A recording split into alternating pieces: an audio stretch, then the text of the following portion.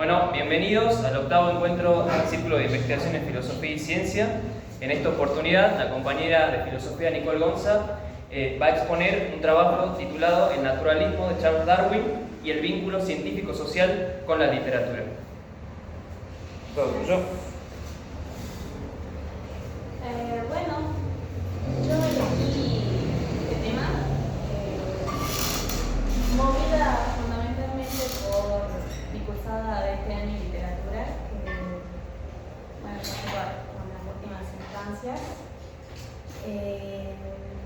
El naturalismo como periodo literario fue uno de los temas que vimos en el programa como que más me llamó la atención, porque había como una cierta tensión de este periodo, en tanto como nuevo paradigma, digamos, y una crítica, bueno, a la mirada científica que en mis años de carrera, como que ya yo he formado una opinión bastante crítica y dura, bueno, respecto a la modernidad, respecto a la mirada científica, a la filosofía positivista. Tengo una mirada muy crítica respecto de esos temas, pero bueno, en esta expo había encontrado como un vínculo científico que me había interesado como relacionarlo, así que la idea general de la expo es mencionar algunos rasgos fundamentales del naturalismo de Darwin, la influencia que tiene este pensador como uno de los pensadores científicos del siglo XIX, y ahí establecer un pequeño vínculo con como ya lo dije, el naturalismo como periodo literario, fundamentalmente con los cuentos de un escritor francés que es Émile Zola. Bueno, yo traje acá como para leerlo porque es cortito, digamos, para que veamos cómo los condicionantes de la herencia y el componente biológico que expresa Darwin van a estar hiperrelacionados con este periodo literario. Así que me centraré más en eso, más que en exponer detalladamente la teoría científica de Darwin, pero sí, de todas maneras sí lo voy a hacer. Bueno, para dar una pequeña introducción,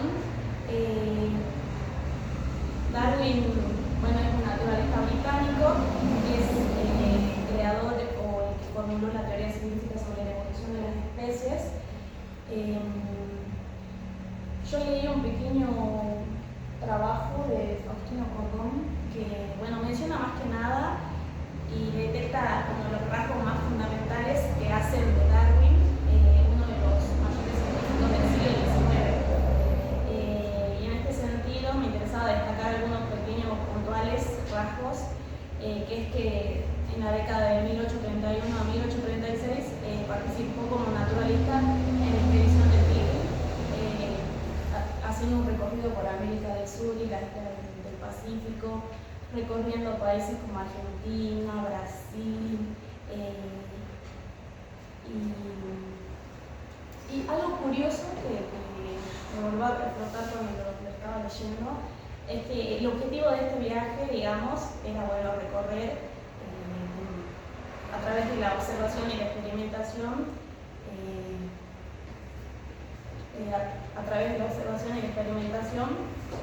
el mundo, digamos, cómo concebirlo. Y se destaca que Darwin, por ejemplo, desde muy joven tenía una apasionada mirada por la naturaleza, ¿no? Por eso se lo considera el naturalista por excelencia, digamos.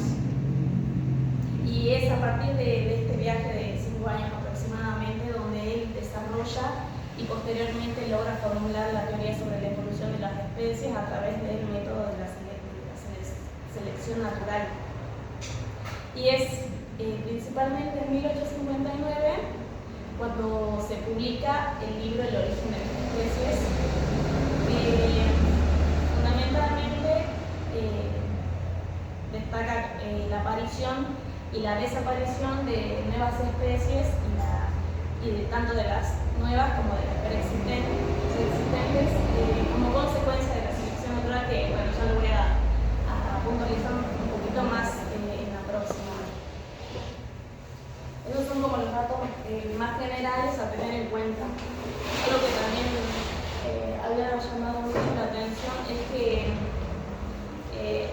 Darwin, al ser un naturalista británico, digamos, estuvo desde pequeño influenciado. Si bien su vocación surgió desde muy chiquito, digamos, por la observación del mundo y de la naturaleza, estuvo influenciado por la crianza de su padre, que su padre era médico y quería que su hijo se dedique a las ciencias médicas, digamos, pero él intentó en universidades, bueno, de Inglaterra, creo que era de Edimburgo, pero bueno, desistió unos años después. Luego estudió teología también como para dedicarse a ser sacerdote.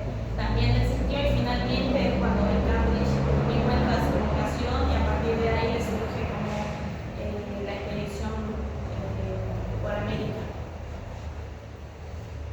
Bueno, había encontrado, acá me confundí, guardé el power equivocado, pero es del siglo XIX. Una cita que me gustó mucho de Faustino Cordón es que lo que hace de Darwin es resaltar obviamente el componente naturalista y porque es considerado uno de los mayores científicos del siglo XIX, ¿no? Y bueno, encontré esta cita más o menos que sistematiza eso, que dice: lo que llenó de contenido desde su juventud hasta su muerte fue el quehacer científico, el esfuerzo por entender los procesos naturales concretos y elevarlos a una interpretación racional, esto es, a teoría científica. Y otra cita también que destaca el autor es que no solamente a partir del viaje, sino también que Darwin poseía un diario, digamos, del que iba anotando así de manera muy minuciosa, como excelente naturalista que era, todos los detalles, las precisiones, el contexto, como anotaciones muy minuciosas de aquello que él iba observando, ¿no? En este viaje. Y que, bueno, su diario también es como que es la prueba máxima de esa excelencia que lo convierte en naturalista, digamos, uno de los precedentes. Bueno, esta cita dice: ya en el juvenil diario de un naturalista se aprecian la capacidad de percibir con claridad los problemas que planteaban su observación de la naturaleza, a sentirse atraído por el misterio, considerándolo potencialmente resoluble y tanteando posibles respuestas sin satisfacerse nunca con una pseudo explicación. Y bueno, eso en líneas generales. Y ahora, para tener en cuenta su teoría central sobre la evolución de las especies por medio de la selección natural, en su publicación en 1829, al principio se llamaba así, digamos, el origen de las especies por medio de la selección natural, y después fue acotado, digamos, el título por ediciones posteriores. Esta obra se destaca que fue la precursora de la literatura científica y el fundamento de la biología evolutiva por la cual se expresa la evolución de las especies. Darwin menciona que las especies y las poblaciones evolucionan durante el transcurso de generaciones mediante el proceso de selección natural. Es decir, que el medio ambiente es el que selecciona a los seres vivos que son considerados como los más aptos para sobrevivir en él. Y es importante este concepto de la supervivencia del más fuerte, creo que todos lo conocemos, pero este concepto tengo entendido que lo toma Malthus, Tomás Malthus, si no me equivoco.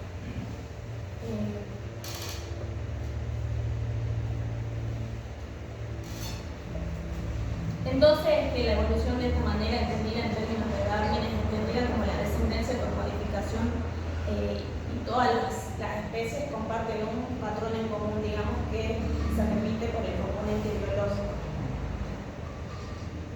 Es como de manera muy sistematizada, ¿no? Pero, o sea, lo que hay que tener en cuenta fundamentalmente es que en el proceso de selección natural las especies evolucionan fundamentalmente por la herencia biológica y por el componente del medio ambiente, digamos, que es el que condiciona la vida, y los organismos o las especies son como lo más aptos que sobreviven al medio ambiente. Y acá luego encontré una cita, esta ya es de la obra, Darwin. Lo explica de manera muy sintética, pero lo explica muy bien, creo que estaba bueno como traerla, que dice que existen organismos que se reproducen y la progenie hereda características de sus progenitores. Existen variaciones de características si el medio ambiente no admite a todos los miembros de una población en crecimiento. Entonces, aquellos miembros de la población con características menos adaptadas, según lo determina el medio ambiente, morirán con mayor probabilidad. Entonces, aquellos miembros con mejor características adaptadas sobrevivirán más probablemente, digamos. Aquí, o sea, reina fundamentalmente el concepto de la supervivencia del más apto. Y bueno, aquí es donde quiero pasar y me quiero concentrar de manera más fuerte, que es cómo el proceso de selección natural se traslada al ámbito literario, y fundamentalmente yo tomé lo que vimos en la cátedra de literatura, que son los cuentos de Émile Zola, que es un escritor y dramaturgo francés del siglo XIX, que se inspira fundamentalmente también en Darwin, obviamente, por supuesto, pero que también toma influencia, mucha influencia de la filosofía positivista, que es a mí lo que me interesaba también para criticar. Bueno, se destaca que Zola, a través de sus cuentos, elabora una teoría personal que se basa en la novela experimental, digamos. Esto quiere decir que Émile Zola relata fundamentalmente lo que experimentan los demás seres humanos, digamos. Identifica problemáticas sociales que están fuertemente así presentes en la sociedad francesa, digamos.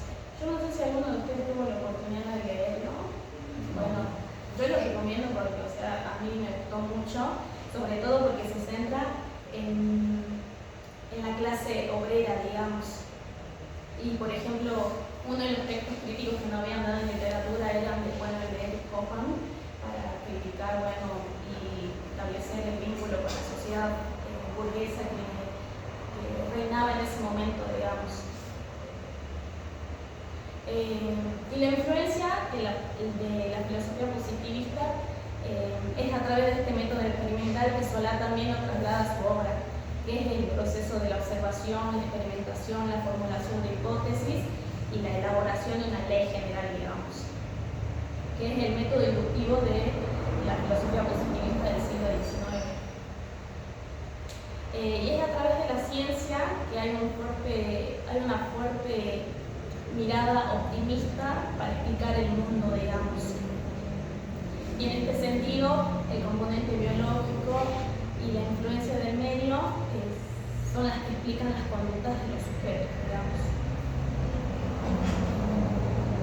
Y bueno, así como Darwin es el precursor, el creador y uno de los mayores científicos del naturalismo, digamos, del siglo XIX, Zola, por su parte, también lo es en el ámbito literario, digamos, porque el naturalismo como periodo literario, me acuerdo que en clase nos habían dicho que puede existir dos perspectivas, digamos, del naturalismo como periodo literario. Una perspectiva está más anclada a considerar el naturalismo como una rama del periodo anterior, que sería el realismo, digamos, o sea, no configura un periodo autónomo. Y el naturalismo como periodo autónomo e independiente se configura a partir de Zola, digamos, o sea, él es como el padre también del naturalismo literario.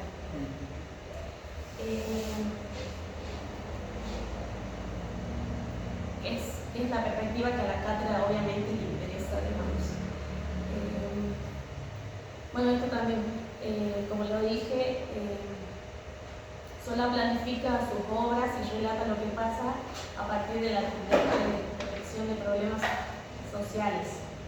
El autor elige retratar las vivencias de varias familias, poniendo énfasis en el seguimiento generacional y los factores del medio ambiente, digamos, que condicionan la vida de los sujetos. Bueno, este texto que yo traigo acá, lo quería compartir, digamos, para leerlo. Es cortito, es de 4 páginas. No sé si tuvieron como la oportunidad de leerlo, yo lo quería traer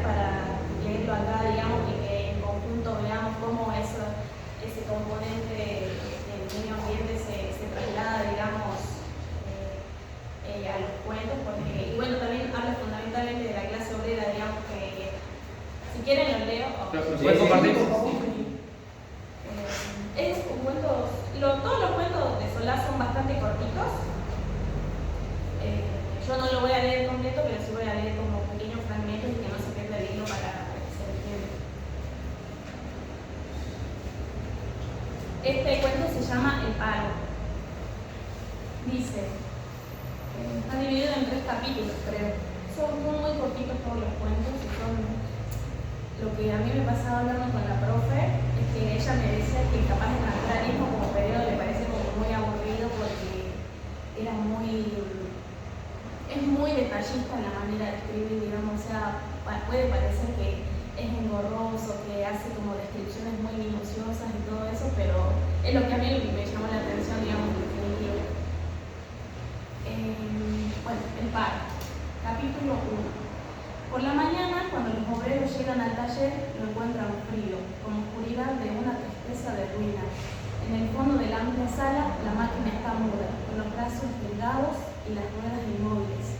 Y esa máquina, cuya respiración y movimiento animan toda la casa de ordinario, con el latido de un corazón gigante perseverante en la tarea, pone un poco más de melancolía. El patrón baja su pequeño despacho y dice con aire triste a los obreros: hijos míos, hoy no hay trabajo, los encargos ya no llegan, recibo contra órdenes de todas partes, voy a quedarme con la mercancía en el taller. Este mes de diciembre, con el que contaba, este mes de mucho trabajo de otros años, amenaza con arruinar las firmes más sólidas, hay que suspender todo. Y cuando vea a los obreros mirarse entre sí, con el miedo de volver a casa, el miedo al hambre del día siguiente, añaden un tono más bajo: no soy egoísta, no, os lo juro. Mi situación es tan terrible, más terrible quizá que la vuestra. En 8 días he perdido 50.000 francos. Detengo hoy el trabajo para no andar más en el abismo.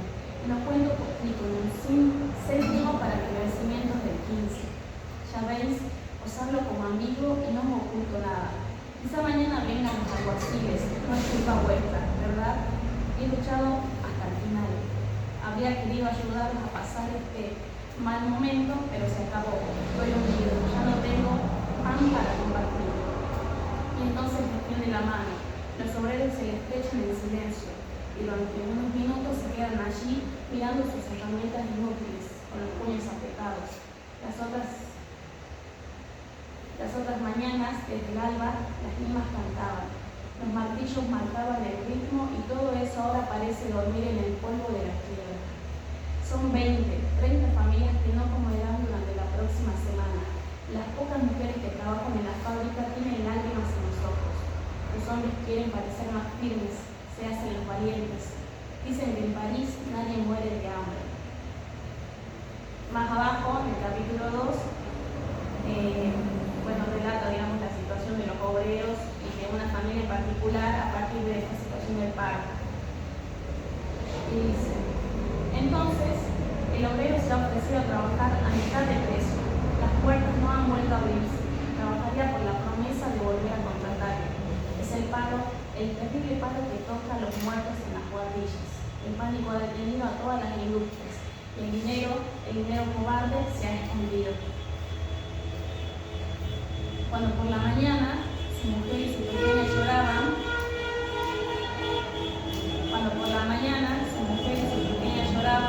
prometió pan para la noche.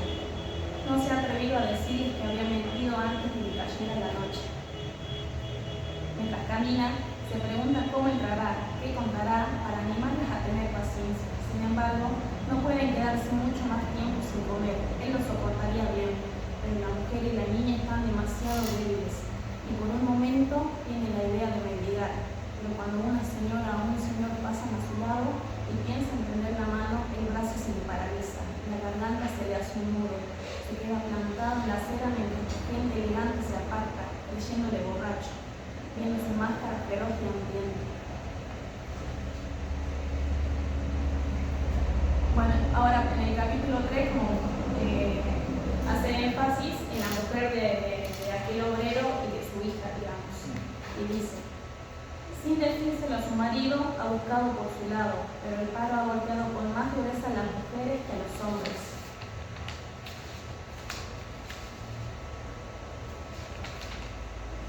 su escalera hay desgracias las que oye sollozar por la noche. A una la he encontrado parada en una esquina de la calle, otra ha muerto, otra ha desaparecido. Por suerte, ella tiene un buen hombre, un marido que no bebe. Vivirán bien si los años malos no lo hubieran despojado de todo. Ha agotado todos los créditos, pero al panadero, al tendero, a la frutera, y no se atreve a pasar ni siquiera delante de las tiendas. Por la tarde ha ido a casa de su hermana para pedirle 20 sous prestados, pero también allí ha encontrado tal miseria que se ha echado a llorar. Sin decir nada, las dos, su hermana y ella, han llorado mucho tiempo juntas. Luego, al irse, ha prometido llevar un pedazo de pan si su marido volvía con algo. Y bueno, relata que el marido no llega a la casa, no vuelve, no encuentra trabajo, el marido piensa en mendigar, y frente a todo este panorama, el marido, la mujer, siempre piensan en el suicidio, ¿no? Como respuesta. Y en el último capítulo, que es el capítulo 4, relata un poco más puntual la situación de la pequeña hija, digamos. Dice: arriba, la pequeña no duerme, está despierta, piensa, frente al cabo de vela que agoniza en un rincón de la mesa. Y no se sabe qué idea monstruosa y desgarradora pasa por la cara de esa chiquilla de 7 años, de rasgos marchitos y serios de mujer hecha. Nunca ha tenido juguetes, no puede ir a la escuela porque no tiene zapatos. Recuerda que cuando era más pequeña su madre la llevaba al sol, pero eso queda lejos.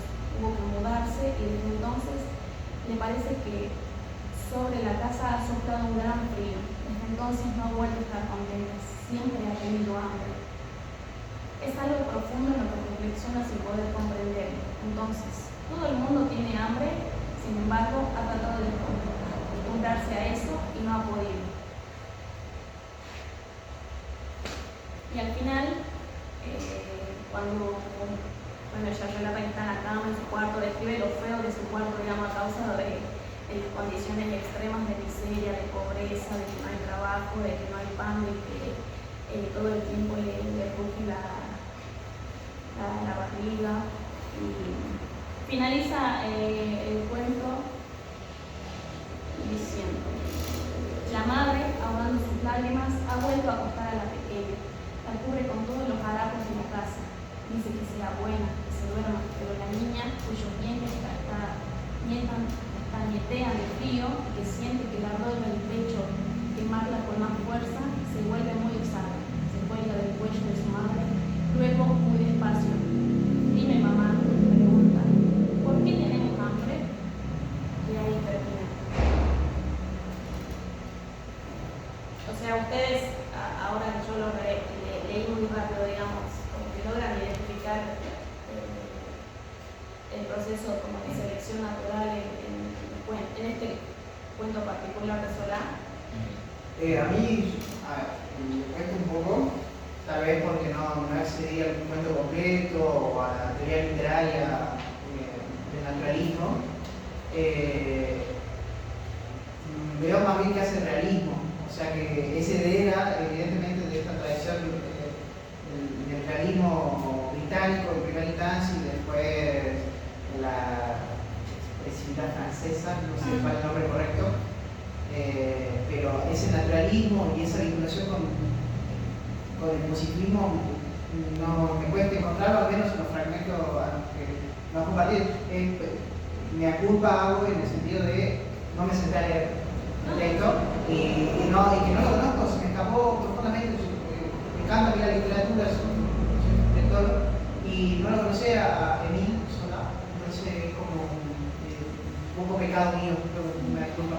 Sí, yo creo que tal vez si uno le añade el componente, si uno le añade unas coordenadas de clase, pues está hablando de gente que trabaja en una fábrica, o sea, creo que ahí, claro, obreros, o sea, creo que en esos términos sí se puede ver un cierto darwinismo social, ¿no? En términos de que evidentemente la clase que más prevalencia tiene respecto de su posición de los medios de producción y de estar en una situación más acomodada es la burguesía, digamos, ¿no? O sea, en ese sentido sí se ve yo detecto ahí, digamos, ese darwinismo social, sumado también al componente de que los fragmentos que leíste son demasiado descriptivos, casi al punto de la crudeza, Sí.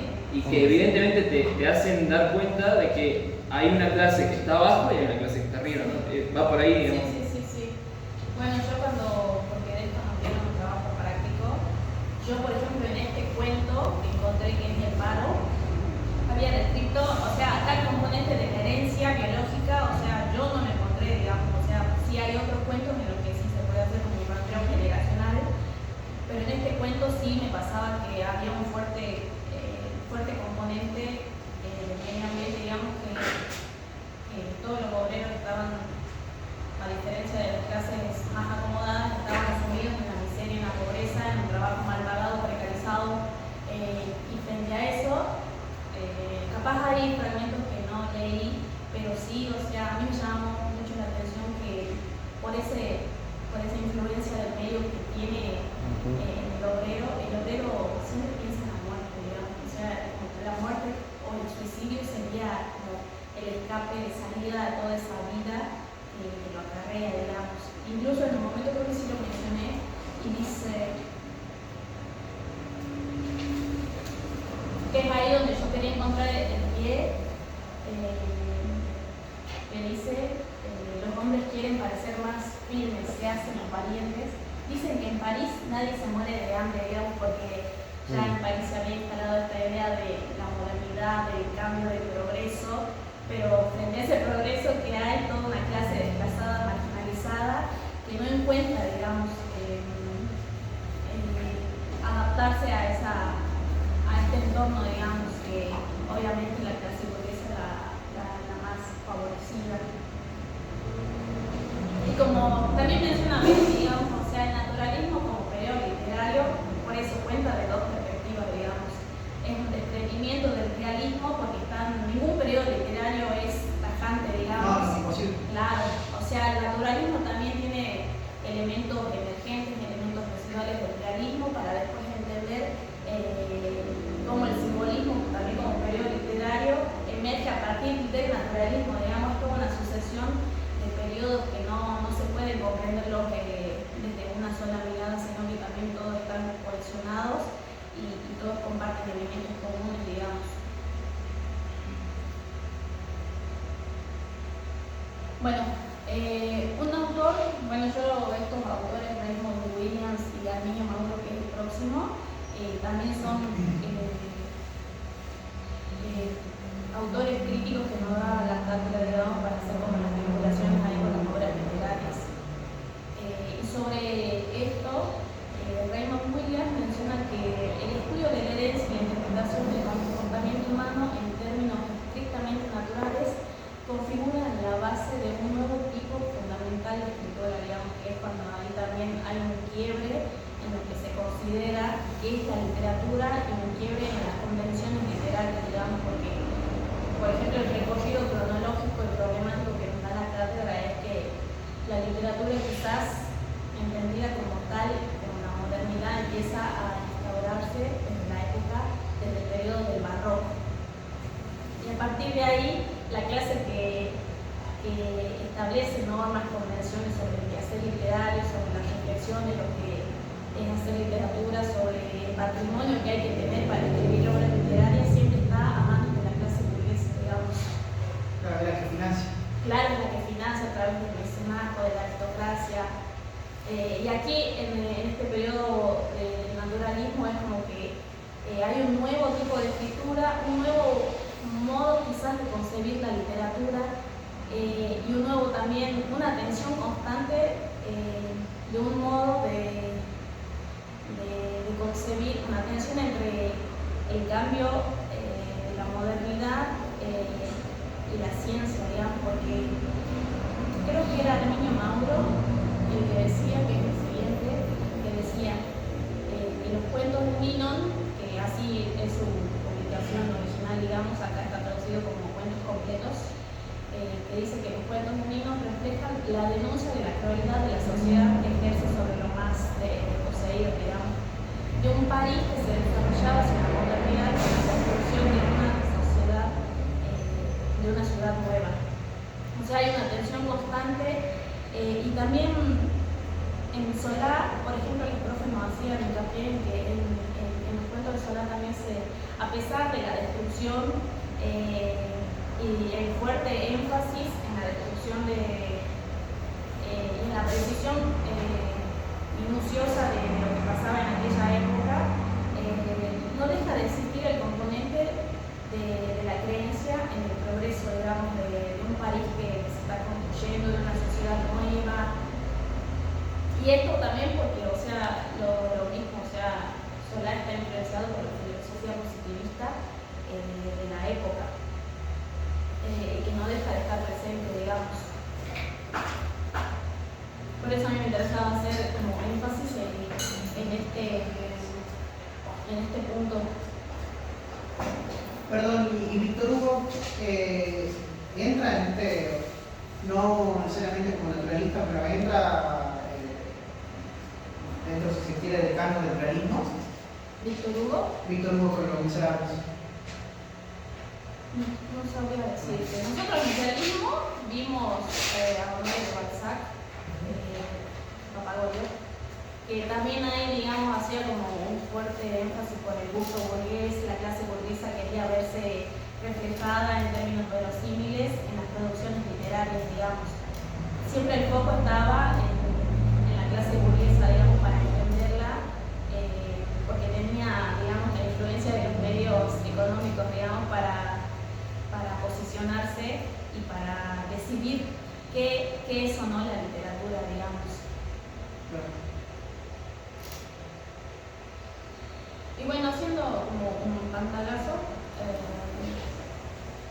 bueno, como lo dije al principio, el objetivo de esta expo era ver cómo los elementos del componente del medio ambiente y de la herencia se trasladan, digamos, a la obra literaria.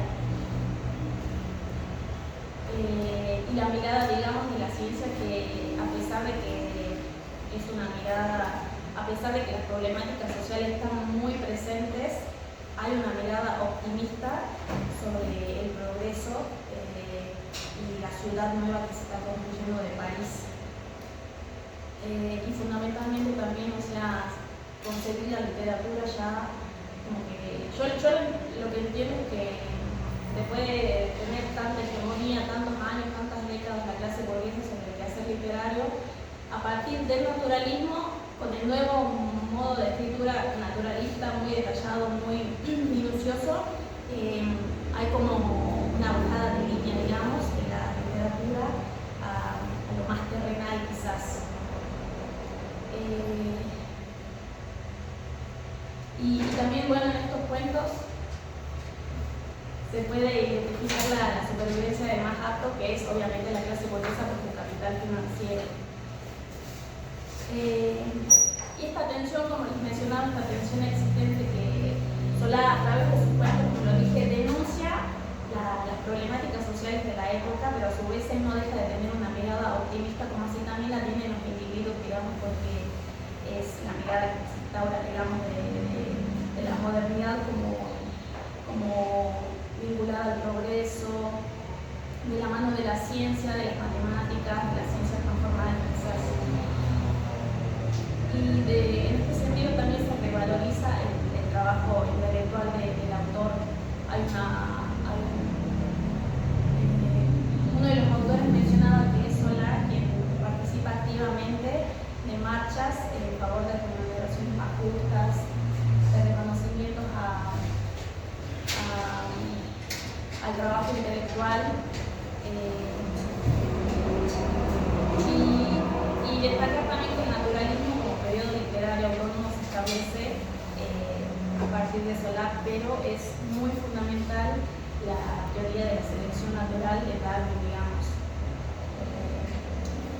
Eso.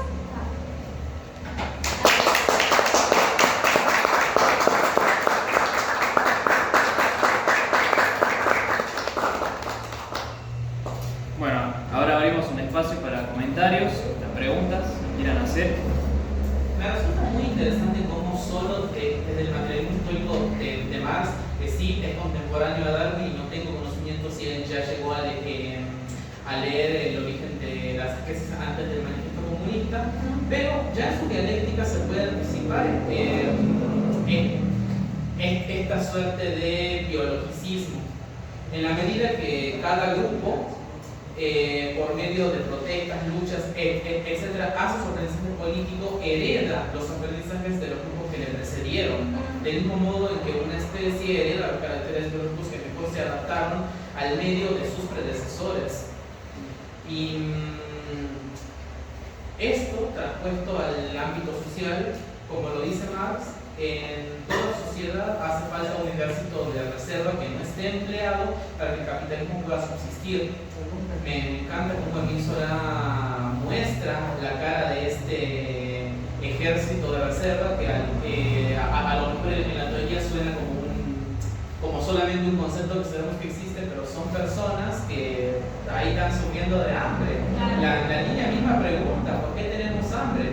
Y no lo pregunta simplemente esperando una descripción, no lo hace esperando que sus papás le digan tenemos hambre porque nuestro estómago hay jugos gástricos que nos indican que tenemos que comer. Ella busca una respuesta explicativa, una respuesta dinámica.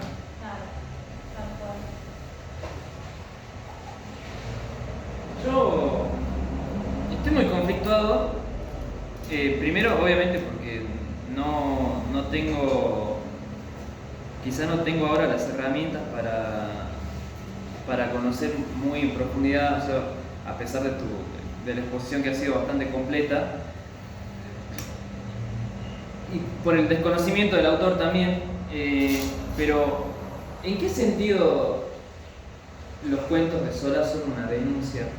Porque si a pesar de todo eso él sostenía un optimismo basado obviamente en esta idea de progreso y al mismo tiempo la composición de lo que él escribía en sus cuentos, al menos yo no puedo ver ahora más que un carácter descriptivo. ¿En qué sentido es una denuncia? O sea, ¿cuál era el impacto social que esperaba de la sociedad de su época al leer esos cuentos? O sea, no sé si esperaba un impacto social, digamos, porque, o sea, yo creo que con la crudeza que hay que decirlo, al menos yo lo sostengo, o sea, escribiendo, no es como muy poco probable que representen la práctica, digamos. Yo opino eso. El sentido de denuncia de los cuentos de Zola es como la denuncia, porque se tiene esta idea de progreso implícitamente porque la modernidad ya estaba instalada. Sí. Pero, o sea, la denuncia es a través de describir las situaciones en las que los obreros, la clase trabajadora, vivía sumamente precarizada, digamos. Y, o sea, yo sí entiendo cuando decís como que te conflictúa, porque a mí también, o sea, yo misma lo dije, hay una tensión, digamos, ahí, porque por un lado hay una, o sea, contradicción pura, digamos, porque por un lado hay una denuncia, pero por el otro lado no se deja de, el ser humano es contradicción, digamos, de por sí mismo. Hay una denuncia, pero también hay una confianza, digamos, en los nuevos tiempos, porque, o sea, a partir de la descripción de estas situaciones, uno, y es quizás lo que yo te digo, unos deben, a veces está esta idea implícita de que unos deben sufrir porque después se acerca lo mejor. Claro, ese es el punto que quizás más me conflictúa esta afirmación o esta idea. Es la supervivencia del más apto. Eso, ahí está presente en su máxima expresión este darwinismo social de clase, ¿no? Que dice, bueno, a ver, para llegar al progreso, la idea de progreso está instaladísima en el siglo XVIII y era, si se quiere, la síntesis de la modernidad en esa época. Hay alguna parte, algún fragmento de la sociedad que tiene que perecer para evolucionar hacia algo mejor, ¿no? Por eso es que quizás el sentido de denuncia me resulta un poco bastante conflictivo en ese aspecto, porque no pasaría de una mera descripción. No pasaría de una mera descripción que no tendría ninguna incidencia en un accionar político, digamos, ¿no? Claro. No sé si es lo que pretende, creo que no lo pretende. No, o sea, Perdón, ahí quiero complementar, digamos, lo que venís diciendo. En la literatura, por lo menos en lo que se entiende, a medida que se cuente es una denuncia. En la literatura, salvo casos muy puntuales, hasta el propio Marx podría ser, no se pretende hacer una revolución con lo que se publica. Claro. Si se escribe ya se ha denunciado, y más con el nivel de detalle que lo tiene Solá, por lo menos. Esta idea contradictoria del progreso, creo que no existe ningún autor que pueda escapar de la mirada de época. Claro. Pienso, Cervantes cuando escribe el Quijote está escribiendo en torno a la realidad española, al momento español, digamos, del imperio. Cuando Borges escribe el Aleph, está pensando en la Argentina constituida, no necesariamente potencia, pero digo, una Argentina relevante en el mundo, a nivel internacional, etc. Cuando Arguedas escribe en Ríos Profundos en Perú, lo está escribiendo en la situación de denuncia del propio Perú del contexto. Entonces Solá, no sé si es necesariamente una contradicción de plantear la idea de progreso, de que unos tienen que sufrir para que haya un futuro mejor, con la denuncia en sí mismo. Porque no es preso de eso. No va a poder sacarse nunca de esa condición. El escritor no puede. Puede venir igual con alguien que haga teoría de la literatura de escapar de esa idea, pero por lo menos, a mi entender, no se puede nadie. Es contingente siempre al texto en el momento que se escribe. Claro. Esa ilusión que tiene Solá y todos los idealistas al comienzo de la modernidad es hasta una postura inocente, es hasta sin querer. Eso es lo que hay y ponerte a pensar que la modernidad viene, aparte de la revolución industrial, viene con un proceso de instalación de repúblicas, un proceso muy revolucionario en toda Europa. Entonces, no sé si es plantearlo necesariamente como una contradicción. Es una contradicción en la contemporaneidad, en este momento. En esa época, no sé, es casi la idea de analizar cada autor en su contexto, diría. Sí, y entonces, ¿qué pasa, por ejemplo, con los manifiestos?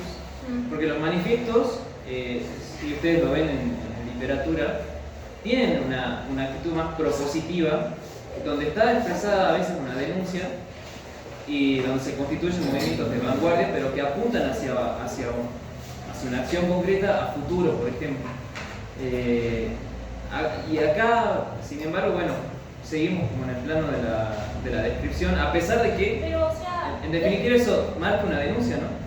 O sea, sí marca una denuncia, pero yo no entiendo por qué te centras tanto en la descripción, porque, o sea, la descripción es como, yo no le tomé tanto no hice tanto énfasis en la descripción del autor, porque sí lo entiendo, porque al final del día es naturalista, digamos, naturalismo literario, o sea, es muy minuciosa la escritura, pero por lo menos la perspectiva que le da la cátedra es entender cómo a través de la influencia del positivismo del siglo XIX se traslada eso al ámbito literario, digamos, no se puede pensar dos esferas separadas, no es posible, digamos, porque si no, no se puede pensar nada, pero están cohesionadas de manera que una influencia a la otra, digamos.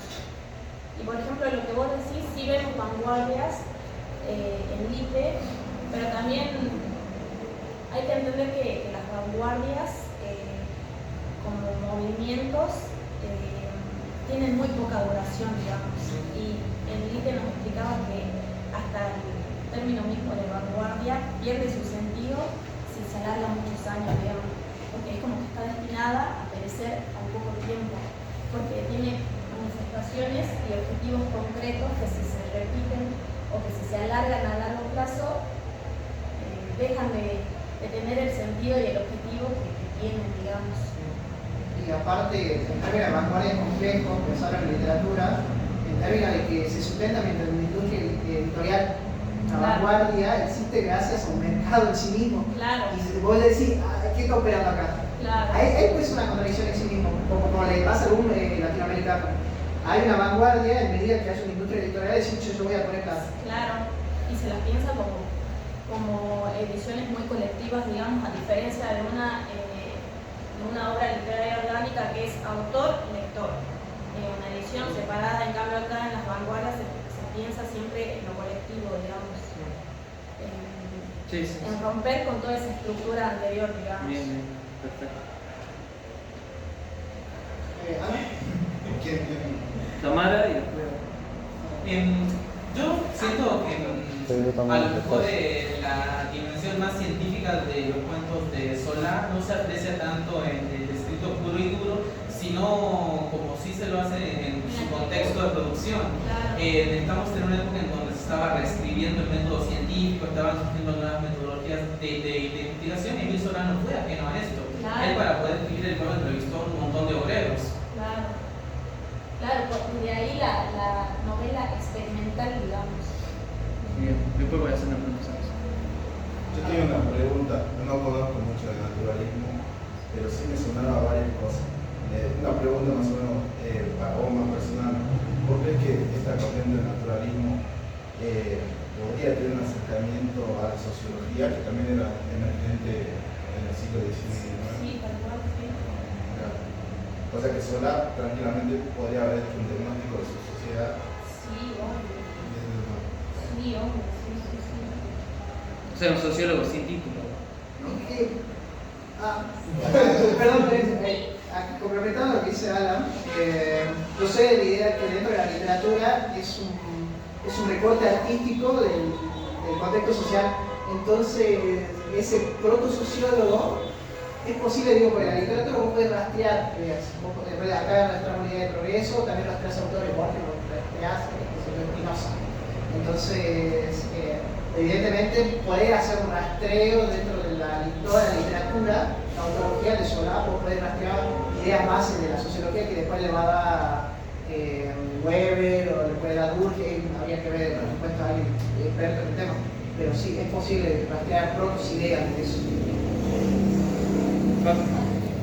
Sí, estaba pensando entre uno o dos comentarios. El primer comentario, bueno, muy interesante la relación que hiciste entre Solá y Darwin, ya que justamente en el siglo XIX es muy interesante hablar del impacto que tuvo la obra darwiniana en la gente, básicamente, tanto en los científicos, los literarios, los artísticos, básicamente.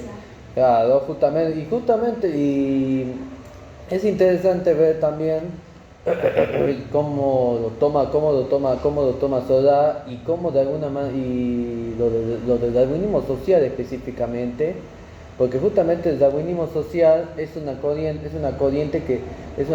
específicamente formada por un autor inglés llamado Herbert Spencer, que justamente toma la obra darwiniana y la traslada al ámbito social para hablar sobre para hablar justamente de la supervivencia del más fuerte a la más que todo, no del más apto, justamente, sacando un poco lo que quiso decir Darwin, básicamente, lo que quiso decir Darwin. El otro comentario que yo quería hacer es que, a ver, yo la verdad, para complementar en sí tu ponencia, también no solo a Darwin, la verdad, porque también incluiría ahí también al autor que vos mencionaste, Malthus, ahí también.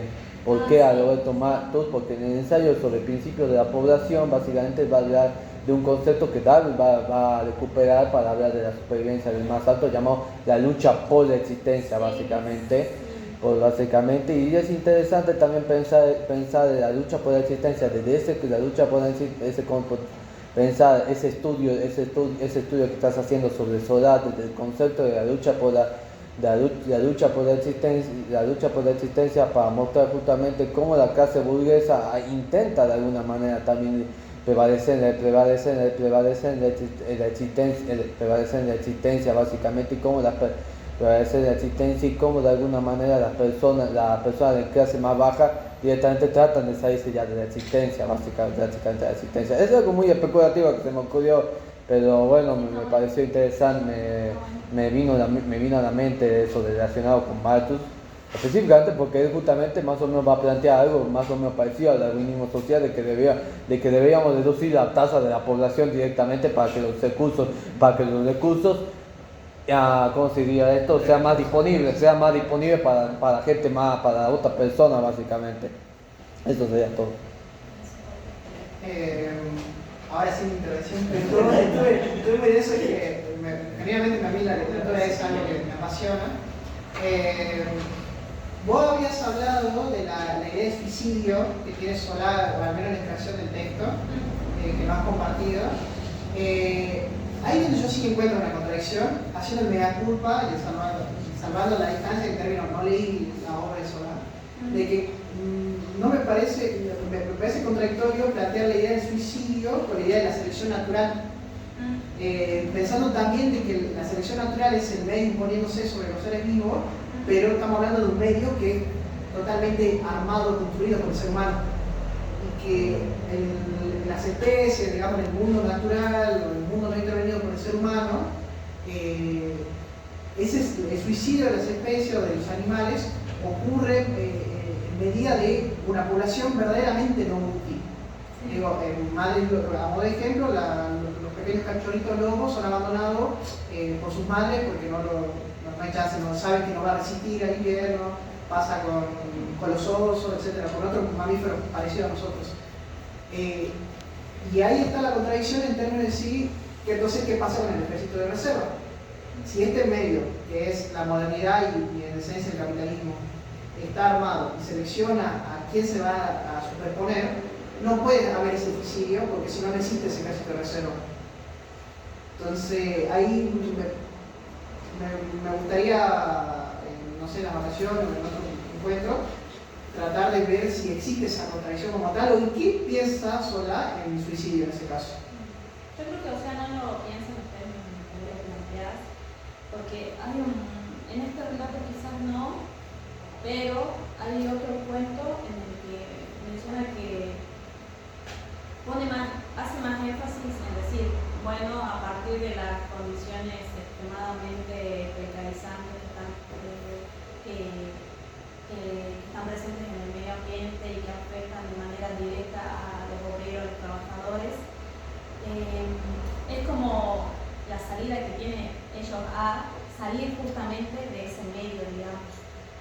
O sea, porque hay un cuento, por ejemplo, que menciona, bueno, relata el caso de una familia sumamente pobre y a partir de las condiciones laborales y mal pagadas, su hijito cae enfermo, pero siempre y naturalizan, digamos, el hecho de que los niños caen enfermos debido a las condiciones insalubres a las que están expuestos por el medio ambiente, digamos, y de esa manera es como que naturalizan la muerte. Y hay un fragmento así muy puntual que bueno, el chiquito cae enfermo, dura varias semanas así, no hay respuesta, no hay médico, no hay nada, y al final el nene muere, digamos. Y una de las respuestas más crudas, que cuando la madre ve finalmente morir a su hijo, el padre dice, es mejor así, digamos, porque es como la única salida que están encontrando al medio tan desfavorable que están viviendo, digamos, en ese sentido. Me gustaría retrucar tu planteamiento, Beri, proponiéndote si la muerte o el suicidio son genuinamente antinaturales. En la naturaleza ya existen especies que cuando se sienten muy amenazadas deciden su muerte o que su propia constitución biológica no les impide desarrollarse más allá de cierta edad a pesar de que están en condiciones de hacerlo. Por lo tanto, nos queda a primera vista la idea de que en la naturaleza todo es pura vida, cuando en los ejemplos más prácticos suelen ocurrir contradicciones. Por ejemplo, hay una especie de jabalí que sus cuernos crecen tan largos que en determinado momento perforan su propio cráneo y mueren. Ahora, en todo caso, el suicidio en la especie humana no sería también una suerte de defecto evolutivo. Por el truco quiero averiguarlo. No, yo El problema que encuentro es que eso es medio de selección natural, eso ocurre por el medio ambiente. ¿Cómo? Y nosotros, digamos, para transformar el medio ambiente, lo de la especie va a ser a modo de cooperación o superponiéndose, pero luchando entre ellas. El medio ambiente, el capitalismo y la modernidad lo ha hecho pura y exclusivamente el humano, nunca en diálogo o en comparación o en simetría con otras especies, siempre con el propio humano. Entonces, este suicidio se estaría dando causa por defecto del medio ambiente, construido por el humano, no por el medio ambiente per se que nosotros le tenemos en las ciencias naturales. Ahí es donde yo encuentro esa contradicción. Puede ser el suicidio como un defecto de la especie, o puede ser un suicidio como defecto de la construcción que ha hecho el humano sobre el medio ambiente. Pues recordar que ese día marxista le somos el único ser vivo capaz de transformar totalmente nuestro planeta.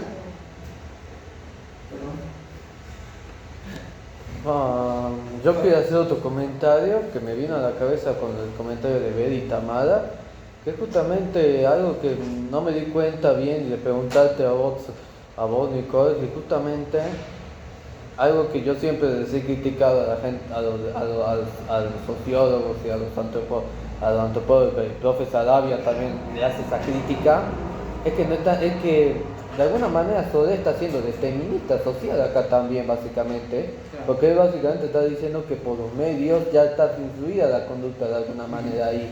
Ahí nosotros nos estamos olvidando también del aspecto intencional y subjetivo que lo lleva a una persona al suicidio básicamente, por lo que básicamente Sodré está proponiendo algún tipo de, por ejemplo, reglas casi físicas para decir cuando alguien cuando alguien se suicida, no está viendo ese aspecto más subjetivo y está viendo a un sujeto muchísimo más pasivo al medio básicamente. Dice Paco, la clase burguesa también se suicida.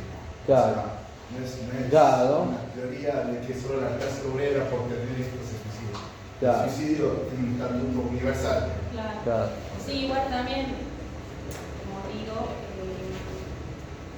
sí entiendo lo que decís de que puede parecer de que Solá es determinista, digamos, porque la causa del suicidio es como la única no eso, pero también, o sea, en las primeras páginas se menciona, o yo entiendo de manera muy detallada, que también los individuos y los sujetos ya están demasiado mecanizados por la máquina, digamos.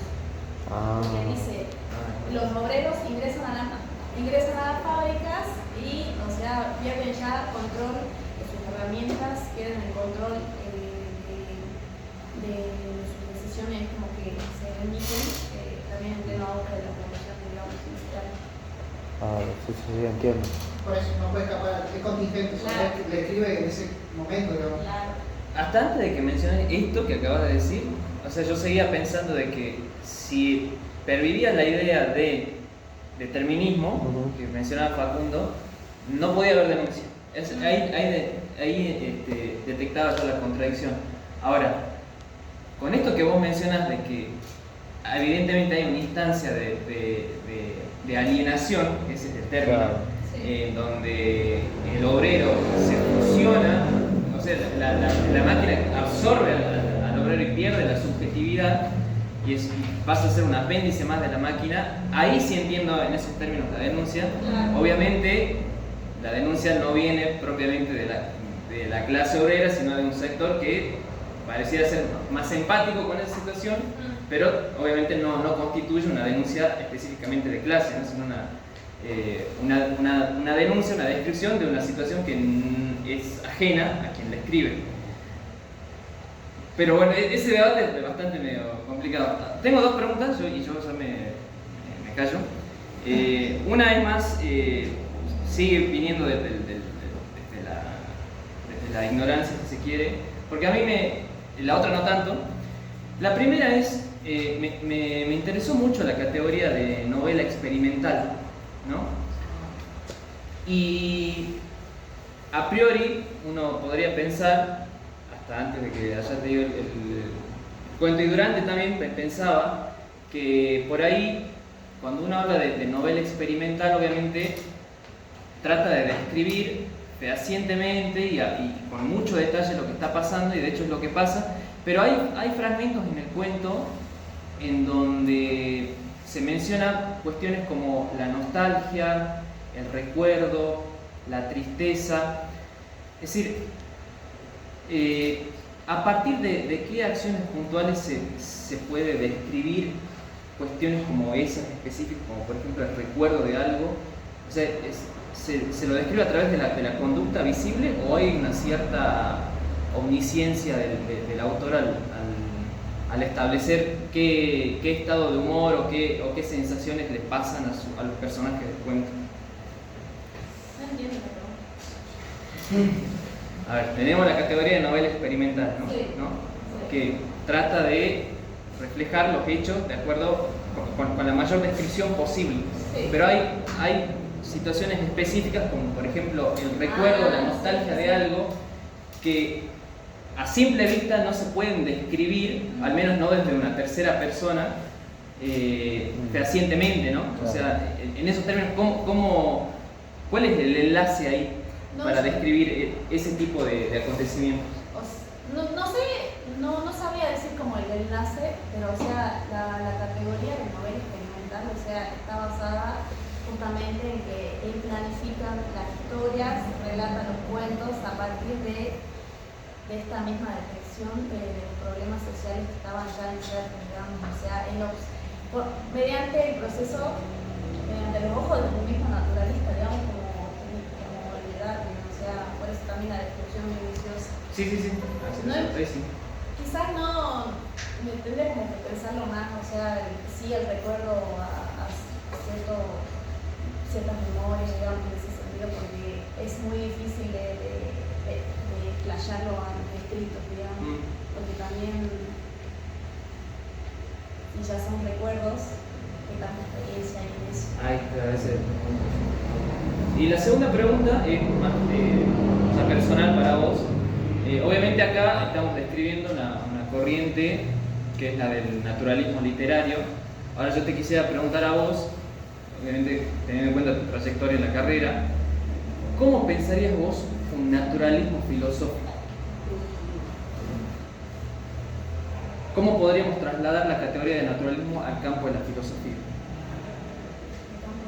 ¿Así con un autor específico? No, con un autor sí, de acuerdo a lo que vos consideres. Y yo lo pienso mucho en los presocráticos, por ejemplo. O sea, los primeros presocráticos se caracterizaban por descubrir, observar y establecer qué era el mundo y de qué estaba compuesto, digamos. O sea, pienso en Anaxágoras, Anaximenes, Anaximandro. Yo quizás como lejos de... porque el naturalismo literario es fundamentalmente siglo XIX, pero en la filosofía, si yo lo concibo de esa manera, mucho más atrás, digamos, o sea, mundo clásico. Eso quizás es lo más cercano. Bien. Bueno. Sí, porque también, o sea, podríamos pensar en el auge del neopositivismo, el positivismo lógico, es decir, y este rechazo, si se quiere, a la metafísica, ¿no? Sí. Esto de hacer una filosofía experimental en términos de explicar el mundo a través de un método específico, guiarse a través de un método que por excelencia, al menos en el siglo XX, ha sido la física, ¿no? Y obviamente conecta genial con el periodo de los presocráticos, porque fueron los primeros que trataron de sistematizar el mundo, sí, y apartarlo de aquellas explicaciones míticas, claro, sobrenaturales. Y eso, claro, obviamente es... el paso del mito al logro, digamos. Exactamente, sí. Bien. Ay, dale, no. No. Bien. ¿Algún comentario más? ¿Alguna pregunta? Capaz se me ocurre para un naturalismo filosófico Hipócrates de Kos, filosofía de la medicina. Ajá. Bien. Yo puedo contestar la pregunta. Yo puedo contestar la pregunta. Porque sí, hay intentos contemporáneos de naturalismo filosófico, básicamente. Sí. Hay un montón de proyectos que justamente agarran el darwinismo específicamente para explicar determinados elementos incluso metafísicos, pero específicamente de la mente han estado, específicamente filosofía de la mente ha estado muy fuerte el naturalismo últimamente, con Dennett o Daniel Dennett o Gottfried o Peter Gottfried Smith, básicamente han tratado de naturalizar, incluso han llegado a ver proyectos que mencioné una vez, como por ejemplo el proyecto de Ladyman y Don Rose, para naturalizar la metafísica y solamente decir que solo existe lo que existe en el mundo físico, y por ejemplo cosas como los entes ficticios o objetos matemáticos son herramientas que utilizamos para mencionar determinadas cosas, pero no comprometernos ontológicamente con ellas. Es decir, hay proyectos ahora con el darwinismo, ahora con el darwinismo básicamente. Bueno, está la epistemología evolucionista básicamente, esto de la selección natural para llegar al conocimiento, Elliot Solberg y Michael Ross también han hablado mucho han tratado de hablar mucho del darwinismo y de tratar de incongeniar el creacionismo con el darwinismo básicamente, pero sí hay intentos de naturalización de la en filosofía y específicamente con el darwinismo también. Bien. ¿Algo más? ¿Algún comentario? ¿Pregunta? Bueno, podemos cerrar acá. Bueno, un aplauso otra vez.